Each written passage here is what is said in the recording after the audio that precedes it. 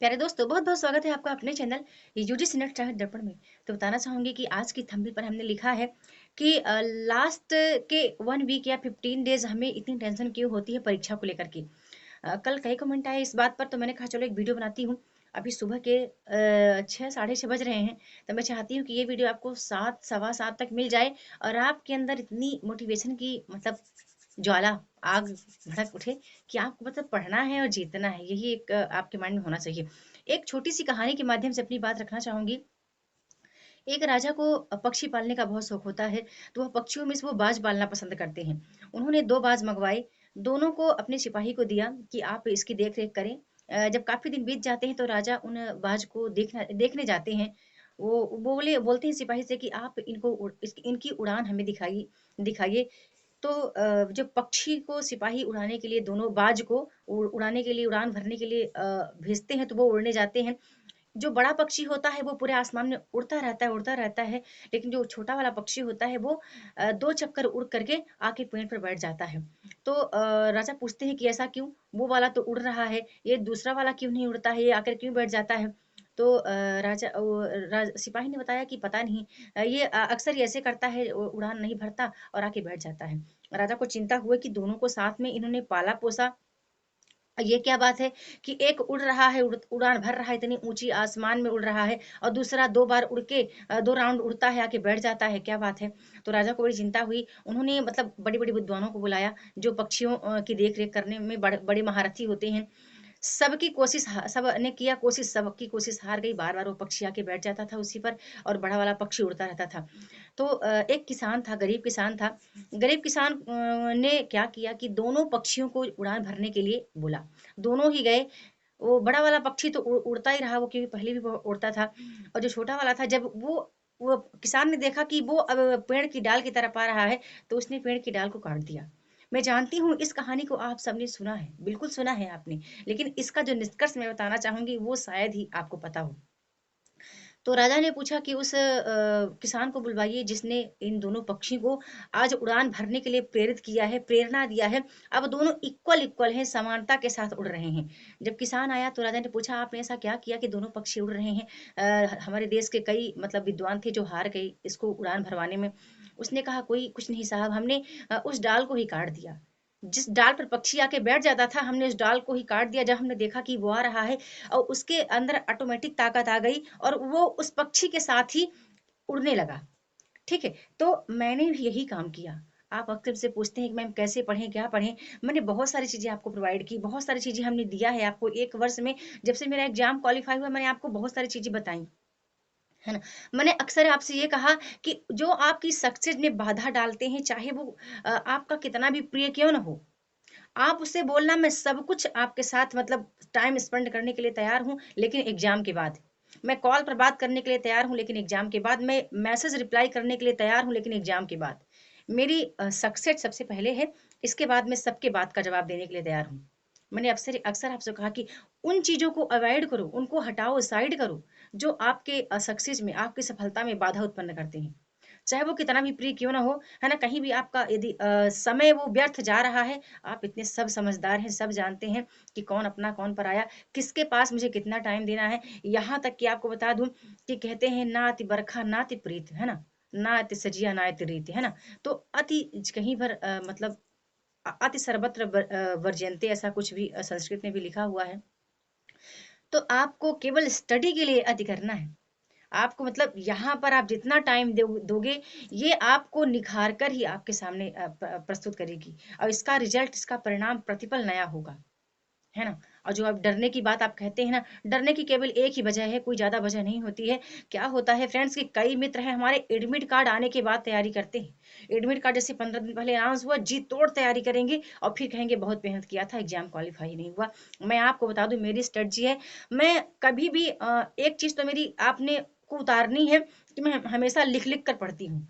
कुछ दिन में पढ़ना है, बेशक मैं गंदी-फंदी राइटिंग में उतारूँ, लेकिन मैं उसको उतारूँगी, लिखूँगी। जब तक मैं लिखूँगी नहीं, मेरे समझ में नहीं आता कि मैंने क्या पढ़ा है।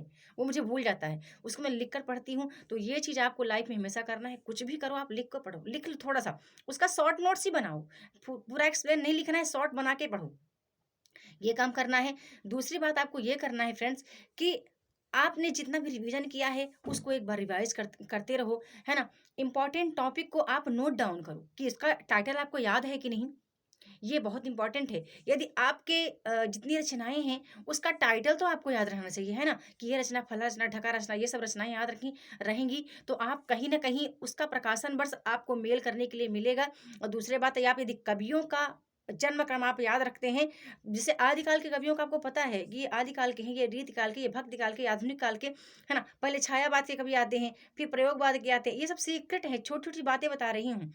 ये यदि इन सबको आप रखते हैं माइंड में, तो आप रचनाओं का क्रम और कवियों का क्रम आप कभी गलत नहीं कर पाएँगी, है ना? फिर ये चीज़ें देख लो कि यार ये जो आते हैं भारतीय काव्य शास्त्र, पाश्चात्य काव्य शास्त्र, ये इनका जन्म क्रम देखो पहले आप। यदि कॉलरिज 1772 के हैं, तो इनकी रचनाएँ क्या थोड़ी ना 1800 की होंगी, हैं? तो इनकी रचनाएँ यदि 1800 से आती हैं, तो आप देखो कि इनकी रचनाएँ ये देखो कि इनका जन्म कोई कभी 10 वर्ष या 20 वर्ष के पहले कोई रचना तो करता नहीं है ना? तो ये आप आँकड़ा लगाओ, मतलब माइंड में रखो कि इन्होंने 10 से 15 साल तो इनका जीवन बालक जीवन था, 25 वर्ष तक तो शायद इन्होंने कोई कविता ना लिखी होगी। ऐसे कुछ माइंड में सेट करोगे, तो आपको कभी नहीं भूलेगा। और यही सारी चीज़ें मेरे माइंड में अक्सर रहती थी कि कोई कभी 10 वर्ष से थोड़ी ना कविता करने लगता है ना? तो ये सारी चीज़ें मैंने इस तरह की रखी दिमाग में, तो वो सब ठीक रहेगा, है ना? जैसे आपको पता चल जाएगा कि कौन-सा कवि किस काल का है, तो वो भी आप बहुत अच्छा कर कर पाओगे। ये आपके 4 चीज़ों में काम आएगी। एक तो पंक्तियाँ आती हैं, वहाँ पर काम आएँगी। दूसरा रचना का क्रम आता है, वहाँ काम आएगा। कवियों का क्रम आता है, वहाँ काम आएगा, ठीक है? और कुछ आलोचनात्मक कथन हैं, तो आप आचार्य शुक्ल के कथन आपने हिंदी साहित्य का इतिहास पढ़ा है, तो आप कर ही लेंगे। और कठिन नहीं एग्ज़ाम, एग्ज़ाम कठिन नहीं है। एक चीज़ याद रखना कि टाइम उल्टा चलता है। ऑनलाइन एग्ज़ाम में टाइम उल्टा चलता है, 180 पहले लिखा रहेगा, फिर बैक से नीचे आता जाएगा। तो यहाँ भी बहुत भ्रम होता है बच्चों को। क्या है कि 2 घंटे उनके कब बीत जाते हैं, उनको पता नहीं चल पाता है, और 2 घंटे में वो केवल कम से कम 70-80 प्रश्न कर पाते हैं।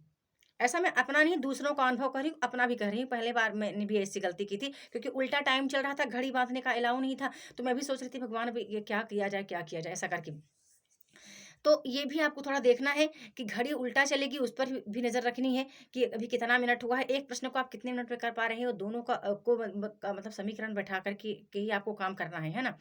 एक चीज़ और देख लेना फ्रेंड्स, कि यहाँ पर कुछ भी आपको ये नहीं सोचना है कि आप जो एग्ज़ामिनर आपके साथ रहेंगे, उनसे जो भी आपकी दिक्कतें हैं, आप पूछ लेना पहले से।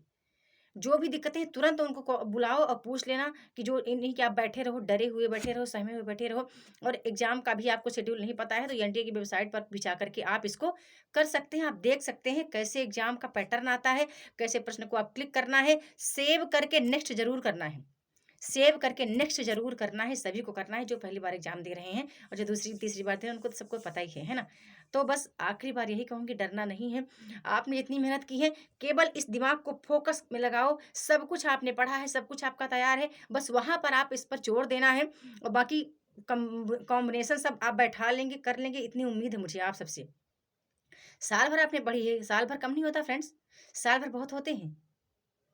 है ना? कम नहीं होता साल भर का पढ़ना। आपने 2 साल एग्ज़ाम की तैयारी की है, तो कहीं न कहीं परीक्षा में वो याद आएगा। आप ये ना सोचो कि सब कुछ रट कर ही जाना पड़ता है, सब कुछ रटने की ज़रूरत नहीं है। बिल्कुल मैं अपनी अपनी अपना अनुभव कह रही हूँ कि सब कुछ आपको रटने की बिल्कुल ज़रूरत नहीं है ना? आप केवल उतना ही कर लो, इस समय दिमाग को बिल्कुल फ्री रखो और अच्छे से पढ़ो, सुबह उठ के ज़्यादा पढ़ो, मॉर्निंग में ज़्यादा उठ के पढ़ लो। और टाइम यदि पूछेंगे कितने घंटे टाइम दूँ, तो मैं यही आपको कहूँगी, इस समय कम से कम 10 से 12 घंटे टाइम दो, 10 घंटे दो, 8 घंटे तो दो, मिनिमम 8 घंटे दो, मैक्सिमम 10 घंटे दे सकते हैं आप, दोनों पेपर के लिए, है ना? मैं कोशिश करूँगी 1-2 मैराथन क्लास लाने के लिए। कई मित्र कह रहे हैं कि मैम 100 प्रश्नों के कुछ प्रश्न आप प्रोवाइड कर दीजिए, तो मैं बिल्कुल प्रोवाइड कर दूँगी। और बस जो जो कोई दिक्कतें हैं, थोड़ा-सा ईश्वर से अर्चना वंदना कर लें, क्योंकि ईश्वर ऑनलाइन भी अब देखता है ना? वो भी सब कुछ ऑनलाइन ही देख रहा है सबकी मेहनत, तो आपकी मेहनत कहीं बेकार नहीं जाएगी। यदि आपने तहे दिल से तैयारी की है, समर्पण के साथ तैयारी की है, अभी बिल्कुल कॉल चेक करना, व्हाट्सएप चेक करना, ये सारी चीज़ें को हटाओ, ये लाइफ टाइम तक आपके साथ ही रहेंगी। जो वक़्त आपके साथ अभी आया है 1 हफ़्ते का, इस पर आप देखो कि 6% में अपना नाम दर्ज मुझे करवाना है, और वो डिग्री, वो मार्कशीट, वो आंसर शीट मुझे अपने नाम पर सक्सेसफुल लेकर आना है। है ना? आपका नाम पता है यूजीसी के वेबसाइट पर अपलोड होता है। 2021 में कितने कैंडिडेट ने नेट क्वालिफाइड किया, उनका आप दर्ज होता है, हो जाता है आपका नाम। तो ये आपको करना है, ठीक है? वीडियो बड़ी हो रही है, तो मैं माफ़ी चाहूँगी ताकि अपलोड भी हो जाए। ठीक है फ्रेंड्स, बहुत-बहुत धन्यवाद। चाहती हूँ कि मेरी बात आपको पसंद आई होगी। एक लाइक, एक कमेंट के माध्यम से अपना फीडबैक ज़रूर सेंड करें। बहुत-बहुत धन्यवाद।